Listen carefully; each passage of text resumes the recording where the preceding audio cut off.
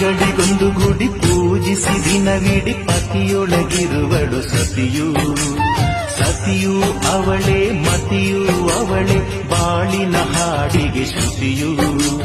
ಪತಿಯ ಏಳಿಗೆ ಸತಿಯ ಕೈಲಿದೆ.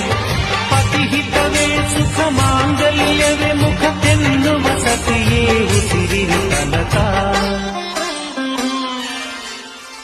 ಸುಮತಿ ಸುಮತಿ ಶ್ರೀಮತಿ ಆರು ಗುಣಗಳೇ ನಿನಗಾರತಿ. ಮನಕ್ಕೆ ಕೊಡತಿ ಮನೆಗೆ ಗರತಿ.